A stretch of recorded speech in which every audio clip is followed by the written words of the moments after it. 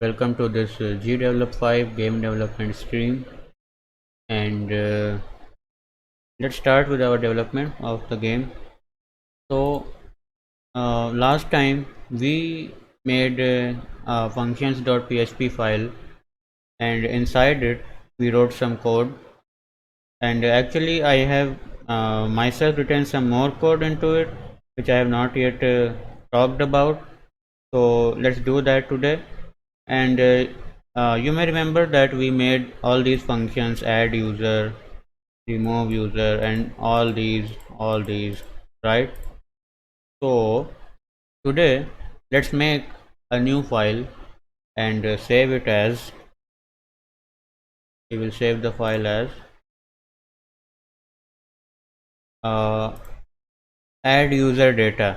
I have already made it, but I will replace it and write it again, right?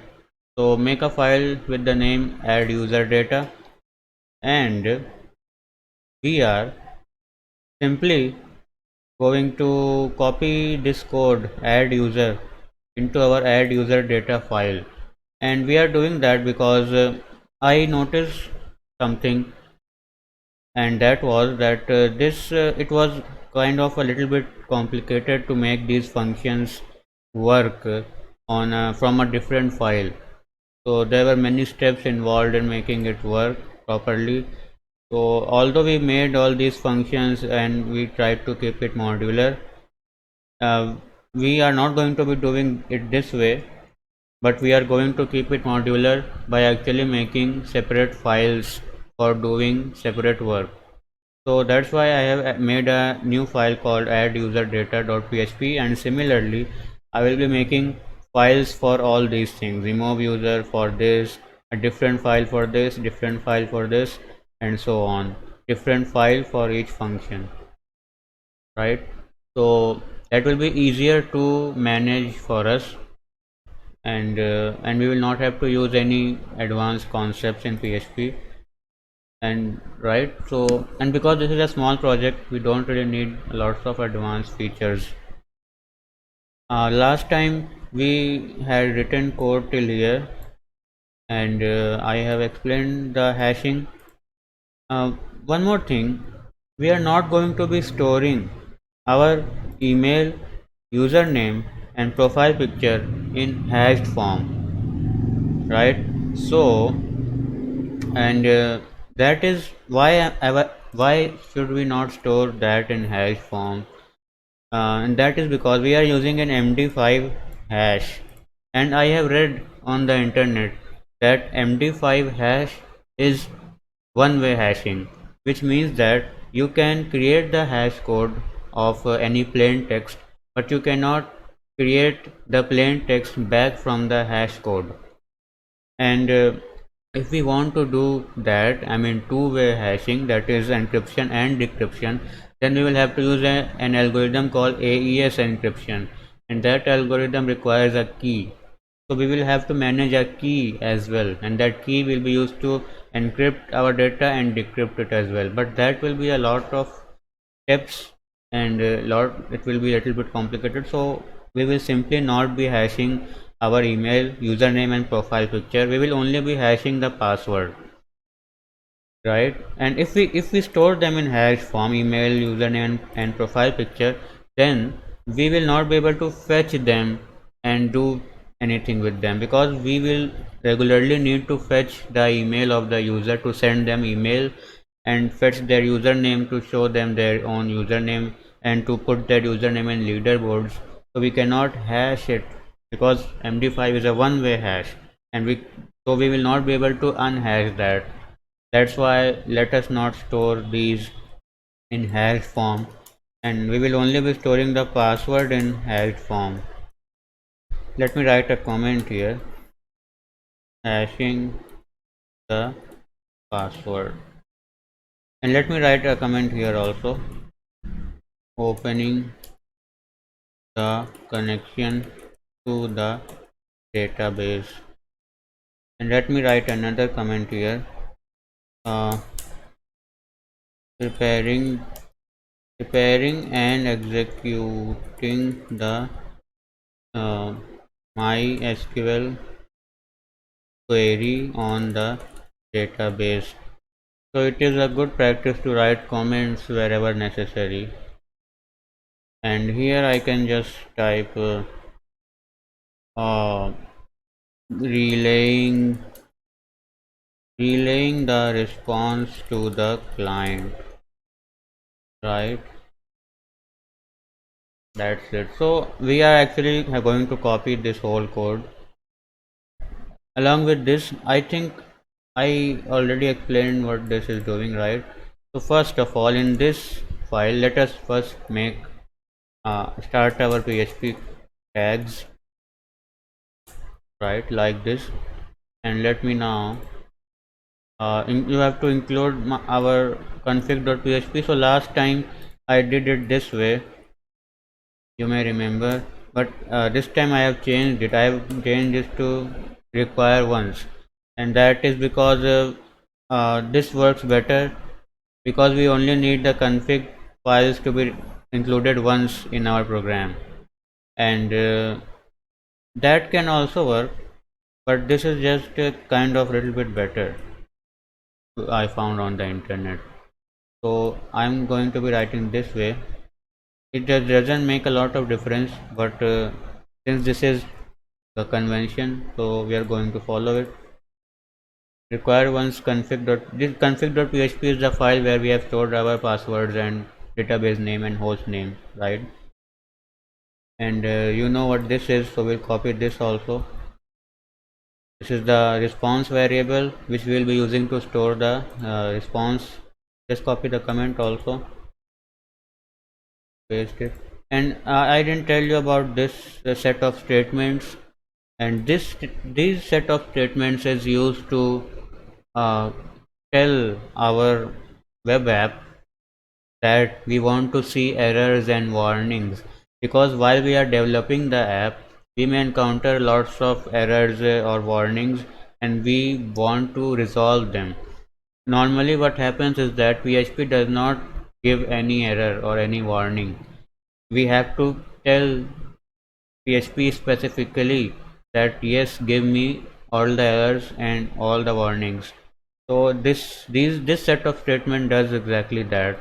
So I will now be copying this also and pasting it in my add user data file, so that our web app gives us errors. So we have done that. Now this code also has to be copied, which checks whether the request we are receiving is actually a post request or not, right? So let me just copy and paste it here, and we are not going to be returning anything. We are just going to be putting our code inside it. I know it's kind of not the ideal way to design these types of programs, but since we are just making a casual game and it will not be very big, the server side code, that's why we can do that. Although I will recommend that you study about object oriented concepts in PHP and apply those if you have a big project to work on. But if your project is small, I believe you can do it this way also. So just copy from this email $email to our echo json encode, and in the true section where we know that yes, the request which we received is post request, we will just paste this whole thing, right? So that should be good.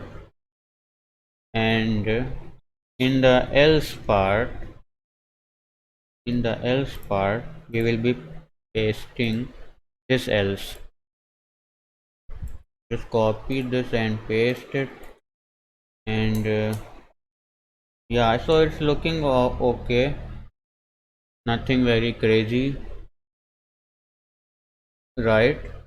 So uh, yeah, so it's working, not working, we have just written the program.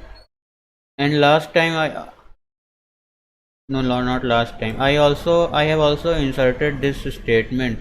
You may not have I didn't tell you about it in the last video. So this is the simple insert statement in MySQL. You can search about it on W3 schools. Insert like this. Insert MySQL, and we have to do it in PHP using PDO method, right? And we have to use a bind param system, but don't write that, just write this in. Insert MySQL PHP PDO, and you can just go to W3 schools, and they give good knowledge about it. And this is just the simple. They have simply just put the data within the statement itself. And what we are doing is we are putting variables, we are putting placeholders. So you can learn about these also. If you type bind param, bind param is a function which is used to, you know, bind our real values with our placeholder values in the in our MySQL statement. So that's why I search, when I search with bind param, I will get uh, this type of statement, this type of explanation, where they have used bind param and they have used placeholders instead of directly putting the data. We can't directly put the data, right? Because we don't know what it is, what it would be. We only have variables, right? So this, in this page you can learn more about this, and but I will just tell you very simply. So they have explained it. Let me explain it to you in my code. So I will now just simplify the code a little bit.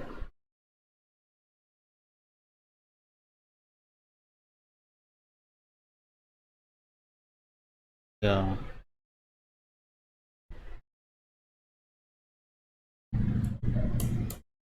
So this is our code for insert statement.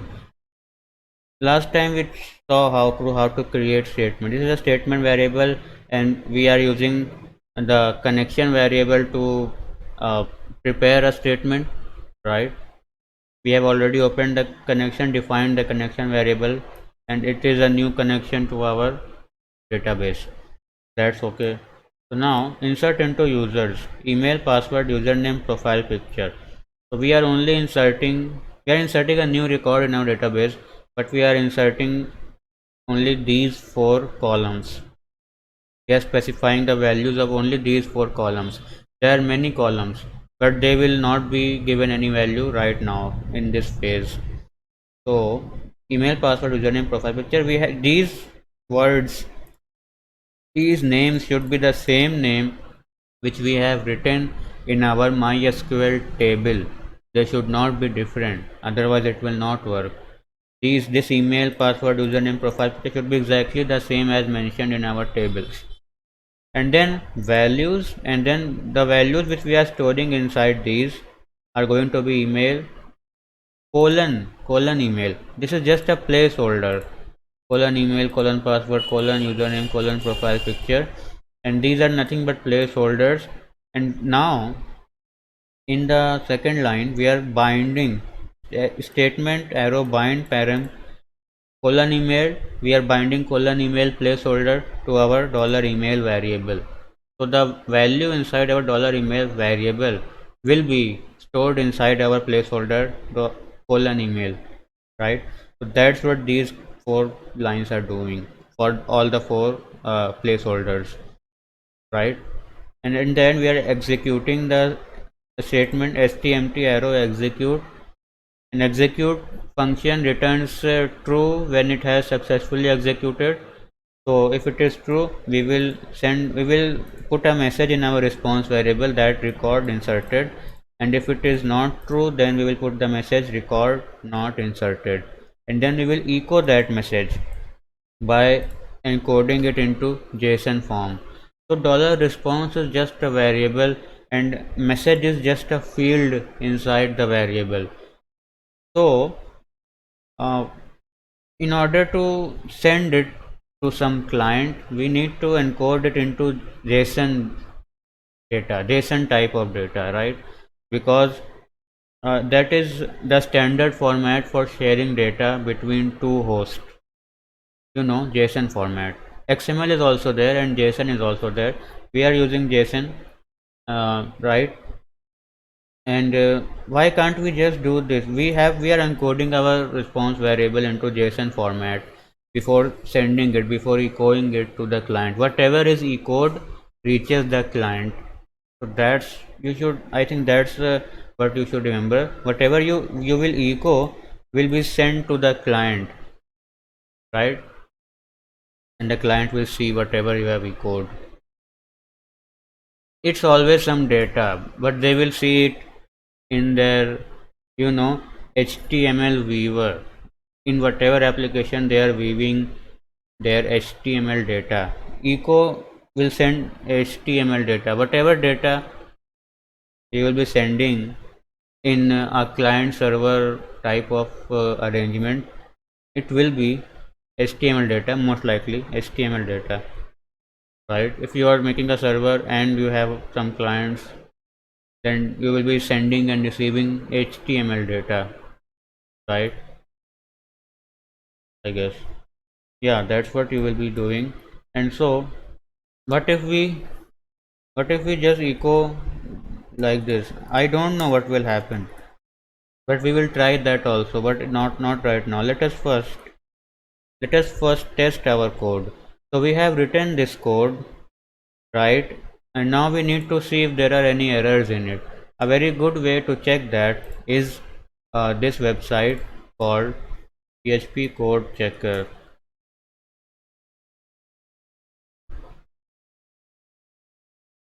right? So you can paste your code here, and I will recommend not pasting your database and email server credentials in this website. Only paste the generic code which does not have any important credentials. So this code does not have any important credentials, so I will just control A and control C and paste it here and analyze. No issues found. So that means we don't have any syntax errors. We may still have other errors, like some variable does not have a value, or maybe we can have warnings, but we don't have any syntax errors right now. We know that much only. So that's good. Now I want to run my code. So first thing, I have to push it into my web app. So last time we connected our web app and GitHub repository, and I said that whatever changes you will push to your GitHub repository will be reflected into your web app on Heroku. So let us push our new changes, our new file to the GitHub repository, and from there it will automatically be updated in our web app. Then we can run this code. So I will now do that, push the changes.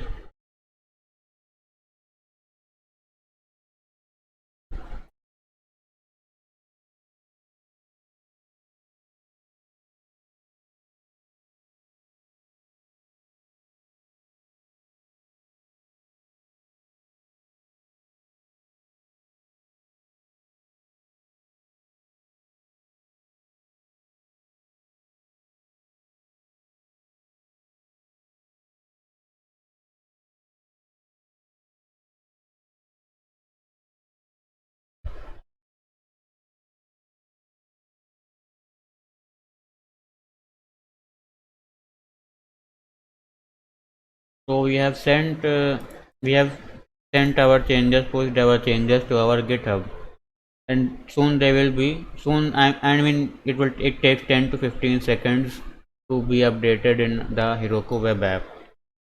Now, uh, so here we are checking.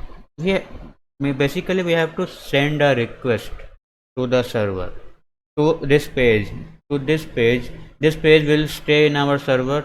So we have to send a request to specifically this page, and you know and then this page will start doing its processing.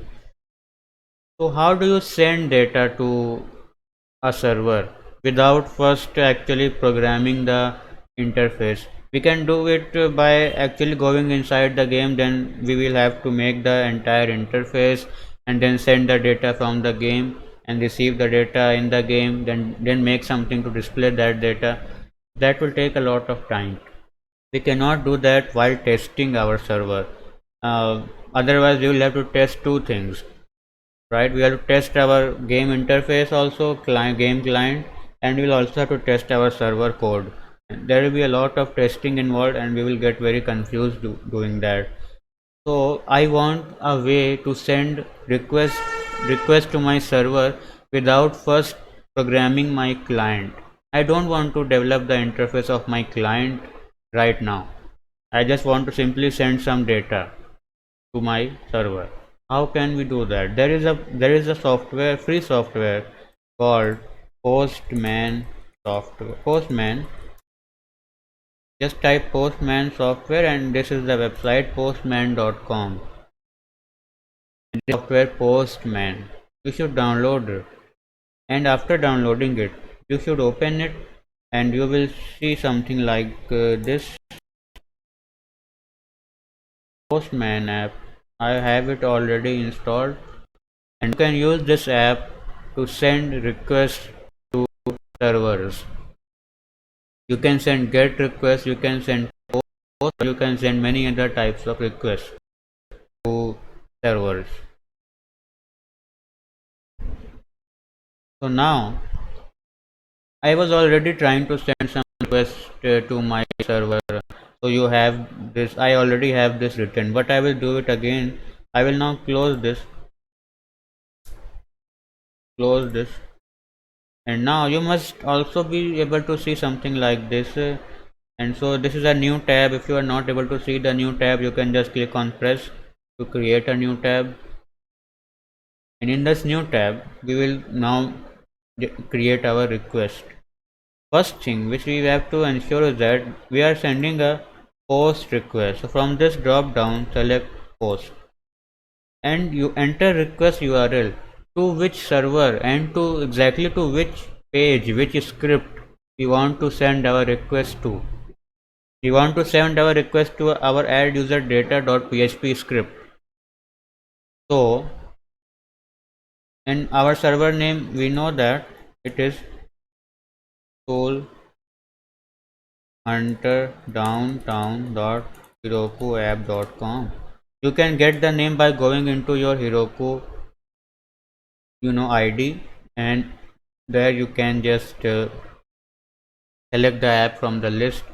And actually the name of your app is actually the name of the actual subdomain of your Heroku app. So just type like this, name of your app dot herokuapp.com. That's the URL for your server. So, and then we have written the server URL. We also want to write which file do we want to send the request to, and the file name is add user data. I've already written it because I was testing it myself before. So we have done this, and now we need to go to the body tab, and here we have to write, make sure that you have checked form data because we are sending form data. Okay, so now key and value. Our keys are these.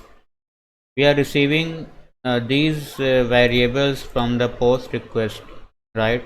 So the key names should be the same as these which we are receiving.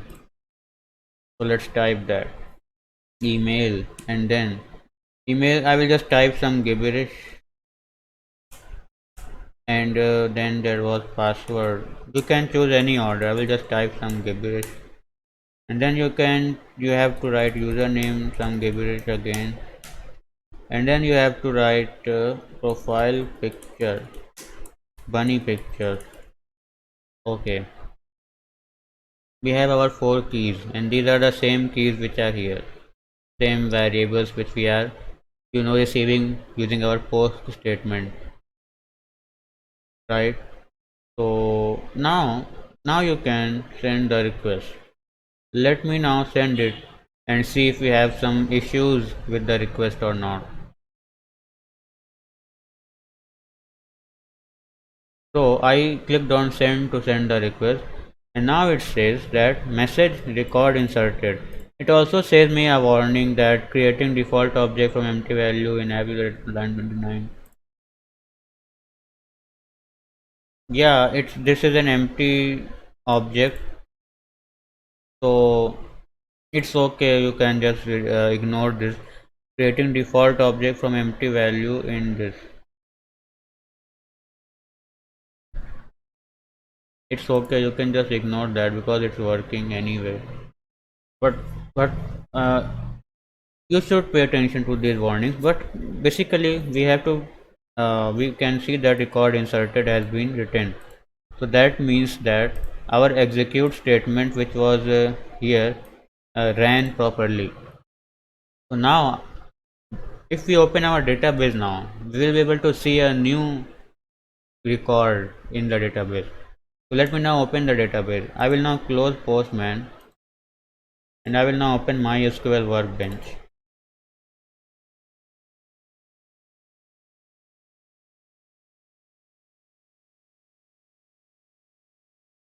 So it should open so soon. Yeah. I will now open my database.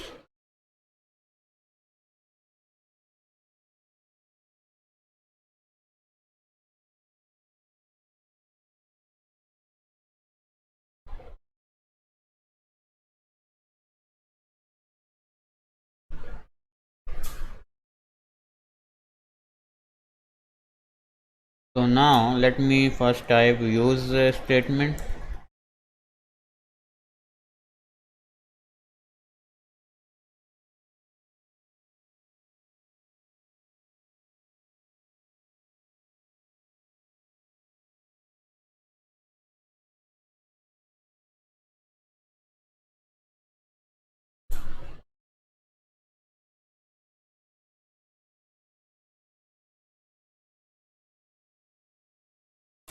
Now I will type the statement select star. Star means all columns from user. So this will show me all the columns of of all records in my users table, right? You can choose to display only name, only username and email, but I will select all columns, which means star. So you can see that this record was something I inserted last time. So I was just testing, but this is something which we have inserted now, right? We just type bunny picture is here, and this gibberish email, gibberish username. But you can see that our password has been converted to hash code, right? It's a hash code. It's not what we wrote. We wrote something else which was much shorter, but it has been converted into this big hash code. Now nobody can access the password of the user, even if they hack the database. Although if they hack the database, what is the point of the password? But still, suppose they have used this password in other websites also, then it will be safe, right? So their password will be safe. Suppose they use the same password somewhere else. That's why it's always recommended to hash the password at least, right? So that means that our record is being inserted properly, and all these values are null, null, null, null, null, null, and our user ID has been adjusted automatically, right? It has been updated automatically. We don't have to manage it. So that's a very good thing, right? The way we defined it was this. This was an int. It was on not null. It was a primary key, and it was auto increment, right? And that's these all these four uh, I guess adjectives, you can say, all these four keywords written while defining this user id made this user id function in such a way that it is updating itself every time we are adding a record. We only have to worry about inserting the important fields, and user id will be updated automatically, and it will be unique because it is a primary key, and it is being updated, being incremented every time. So it will be unique for our database, for our table, for our what this table, for this table, this value will be unique for every user automatically. We don't have to manage that. And now we have to see one more thing here in this add user data, and that is there should not be two users with the same username or the same email. We have to check both these things. There should not be two users with the same username, right? Username should be unique. So how, and then only we will first check what username the user wants, and if it is already taken, he will tell them that this username has already been taken by someone and you cannot use it, choose something else. So for doing that checking, we have to do it before inserting the record in the database. So now type a command checking for duplicate username. How do we check it? Uh, there are many ways, but let me first search on Google to find a good way so that I don't waste time on engineering my own way, right? Uh, Check for duplicate emails PHP.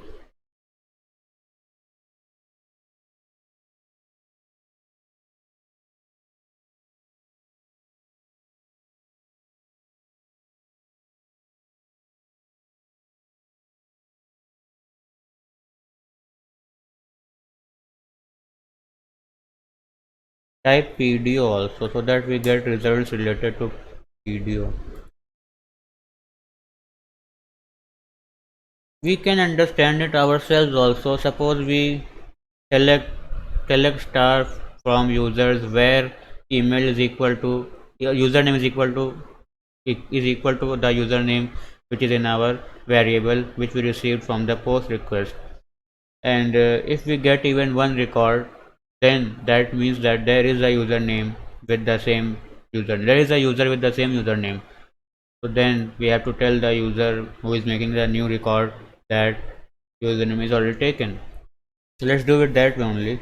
Let me now create a new statement. You can use the same variable for creating the statement, and of course we have to use the same connection.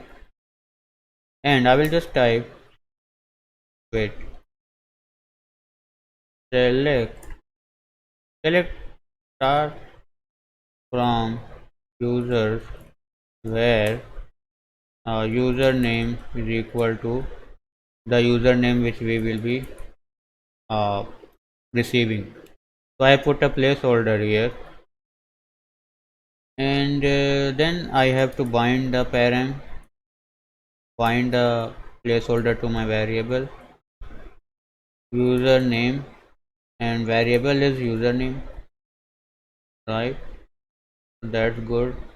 And now I will execute if no not if stmt execute. I just executed it. So I guess you should put if, put it inside if, so that we know that the execution was successful. Else we will just type response message error occurred, please try again,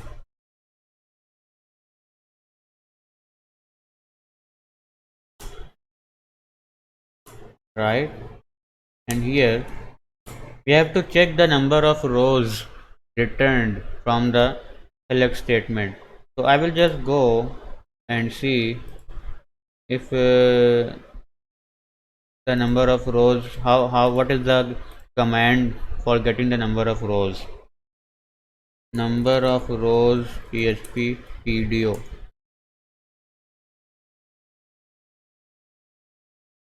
row count with PDO.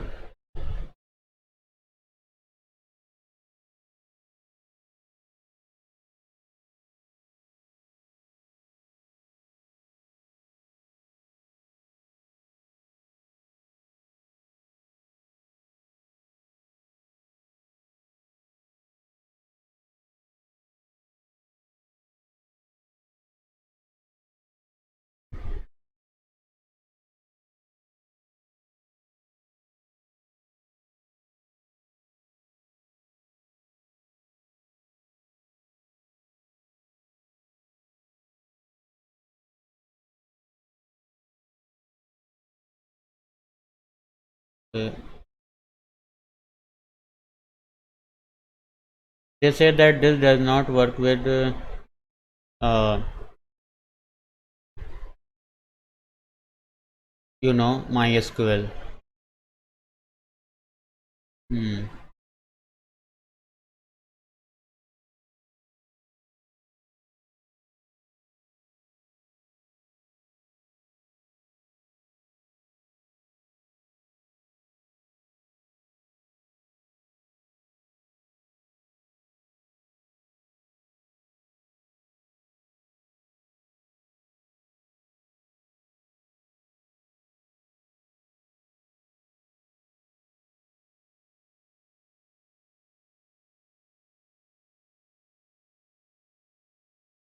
Hmm. I can use this row count function to count the number of rows which were returned by my statement. So I guess I should do that. It seems to be the solution for the problem. Yeah. So I have executed the statement, and in my if variable, in my if block, the true block, which means that the statement executed successfully. Now I will type the row count. I guess that was the proper, yes, row count. And now I can just say if row count greater than or equal to 0. I mean that the statement select statement actually returned either, I mean greater than 0, not equal. It returned a value which was greater than 0, which means it could be 1 or 2. It can never be 2 because we are putting this restriction. So it can be 0 or it can be 1. That's all. If it is greater than 0, which means it is 1, which means that we actually found a row with the same username as the one supplied by our current user, new user, right? So we have to tell our new user that no, you cannot have this username because it is already reserved by someone. So as a response, we have to send a response message. This username is already taken. So that's the message which they should see, right? Yeah. Okay. And now we will check this and we will send them the message. And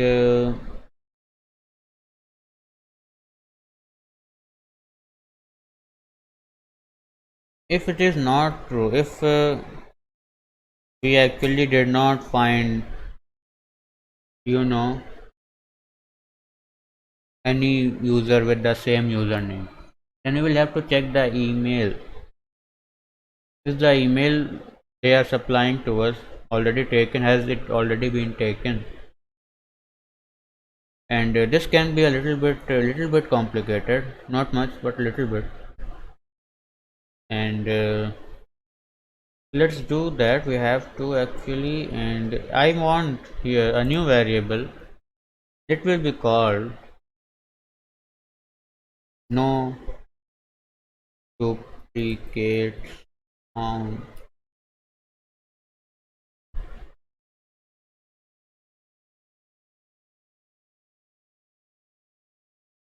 This variable tells whether we found a duplicate email address or a username. This value will keep track of the fact whether we found a duplicate email or a duplicate username in our database or not. So we need to, this is important, it is important that we keep track of that, because we will only be executing this insert statement if that variable is true. That is, we did not find any duplicate or duplicate username or email. If we did not find no duplicates found, If it is true, then we will execute our insert statement, otherwise we will not. Let me put this insert statement inside my if block. If dollar $no duplicates found, if it is true, then I will execute this statement, otherwise I will not, right? So I should use tab instead.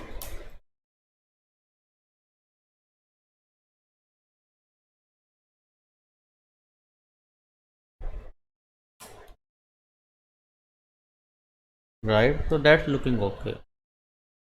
Let me type a comment here also, checking if duplicate usernames or emails found or not.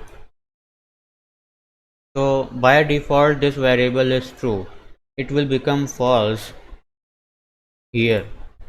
This username is already taken. If we are sending this message, if we have found a username with the same username as our new user, then that variable will become false. No duplicates found is equal to false. Now we found duplicate, that's why it's false.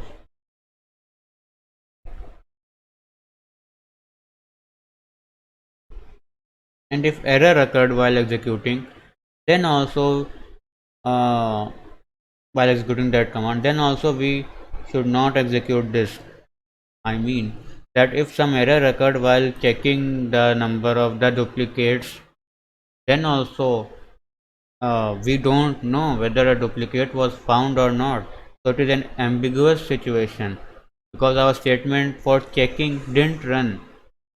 So the safer side would be just to say that no duplicates found is false. Again, if our statement didn't run, if this execute statement didn't run, then we are not sure whether duplicates are there or not. So it's very ambiguous, and we should be on the safer side here. We should just say that no duplicates found is false. We are not sure if they were found or not. So to be on the safer side, I will just say that yes, duplicates were found, because we are not able to run the statement, so we don't want our insert statement to run. Just in here also just type no duplicates found is equal to false, so that our insert statement does not run. It will not run if we found a new record with the same username. It will also not run if we were not able to check, if we were not able to make the check of checking the duplicates. In both cases it should be false and it should not run. And yeah, so if we found a duplicate username,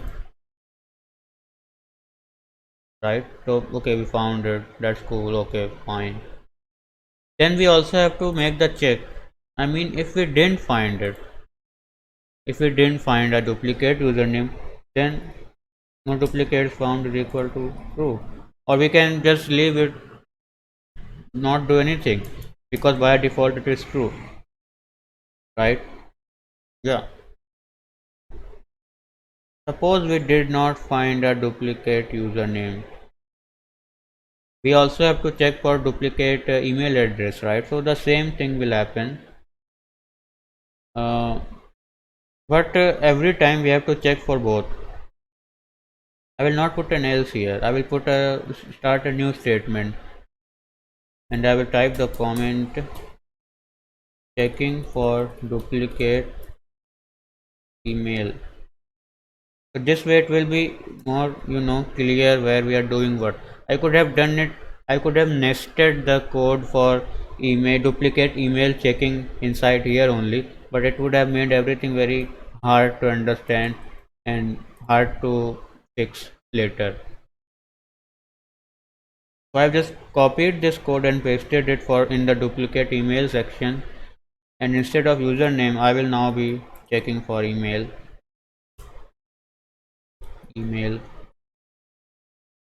and email, and here also email, right?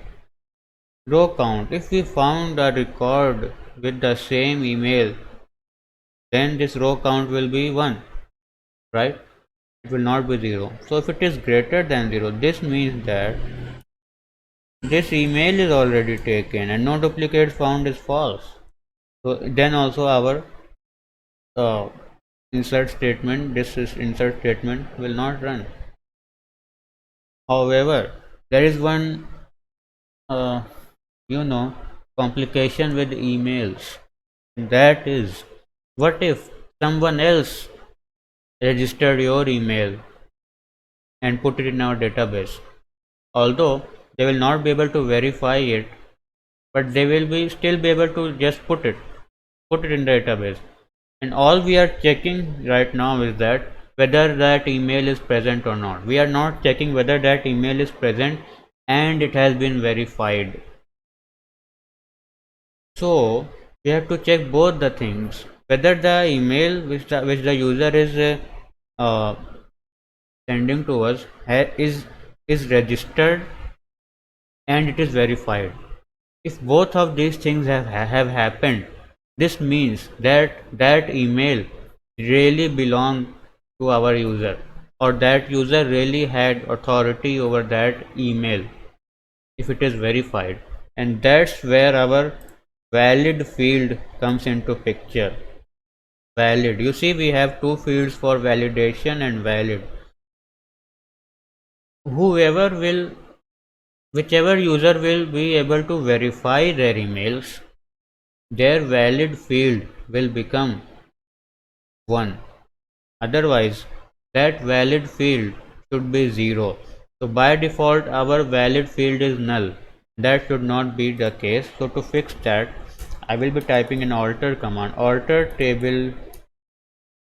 I wonder if alter table users modify column. Modify which column? Valid. What is the type of valid? It is varchar 2, I believe, and default is 1. Sorry, not 1, 0. So here I am altering my valid column and defining its type as a varchar of 2 size and with default value 0, which means that by default the email will be marked as unverified, invalid, right? It was not verified, so it's invalid as of now. When our user will authenticate their email, validate it, we will make a system for validation. I think I will be sending some OTP to them in their email addresses, and if our user will be able to verify their emails using that OTP, then this valid will become 1. So let me just run this command first.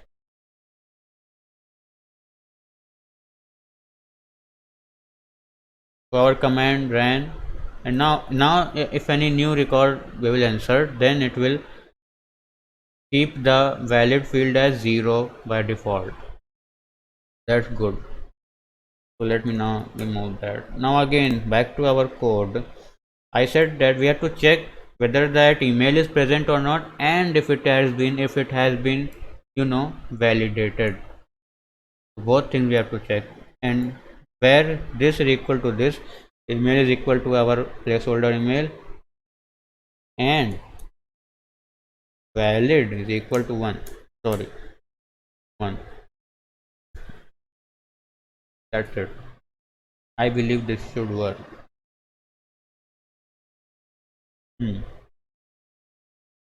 Yeah, if both of these conditions are true, then we know that okay, this email is present and it has been validated, which means that the authorized user of that email has made that account, has inserted that email. So now we can say that yes, a duplicate verified email was found, right? I think this should work, this method. We will check it out, we will test it a little bit.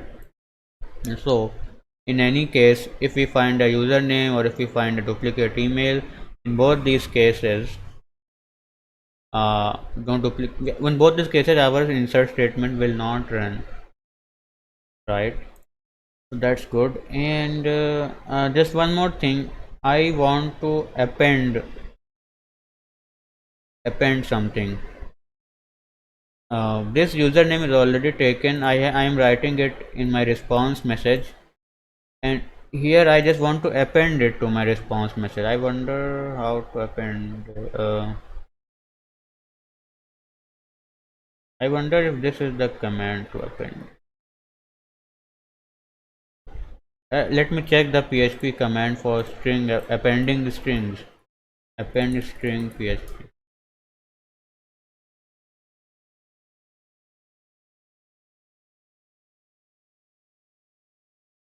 I can just put a dot and append it, right? Yeah. So just put a dot. No append dot. Uh, backslash n new line. Backslash n.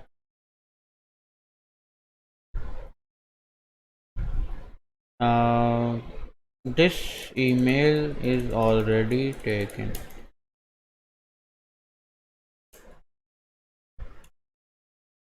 So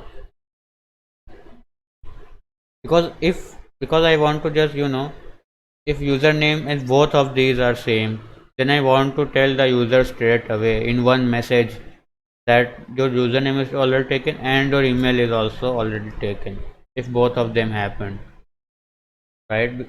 Otherwise they will put a username, unique username, but their email is taken. I mean, it will be, we are just sending them both the messages at once, so that they don't have to press the register button again to get the second message that, oh, the username was already taken. We told you that in your first message, but now that you have changed your username, now we are telling you that your email is also same.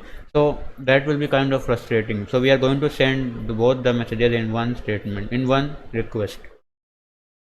So that's that looks good to me. And should we push the changes in our data in our app and then check if it works or not? So our, let me just see our username which we inserted last time. Okay, it must be there in Postman. Let me now push these new changes to my GitHub and subsequently to my Heroku app.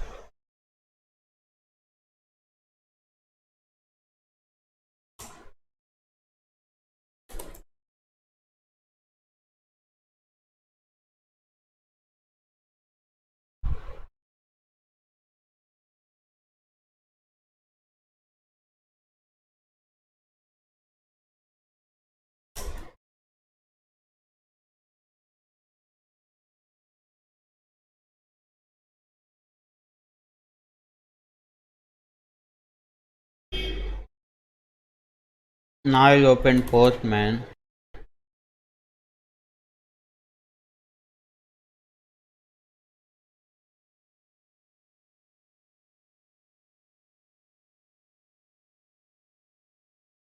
So we still have the same, exact same data here, and now I will be sending exact same data. And although my valid field is zero, is null in this case, in the case of this data, in this record, I still have the same username last time.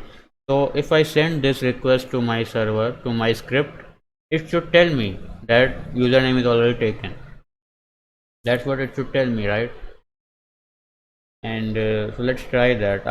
By now I think our changes would have propagated to our app. Let's try. Let's see.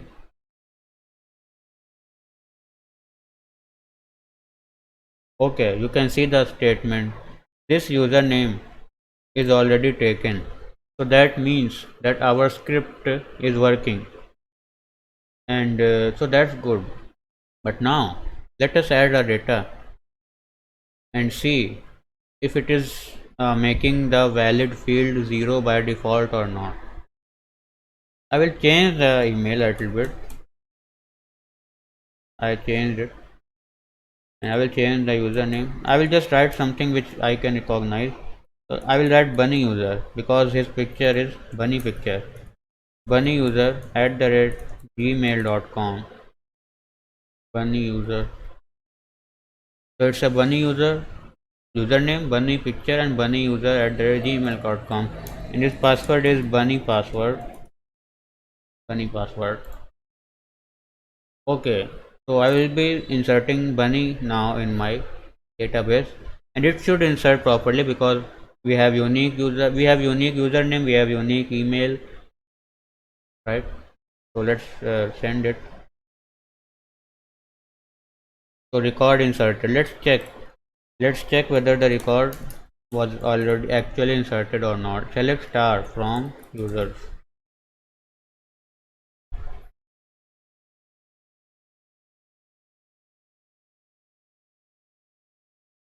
So yeah, you can see the bunny user here. Bunny user, and our password is actually bunny password, but it has been hashed. So our hashing is working. Bunny user at gmail.com, bunny picture, and all the way here valid is 0. So now if I uh, you know try to add another user with the same email, then I will be able to add it, right? Because right now I don't know whether this user is actually the authorized user for this email address or not.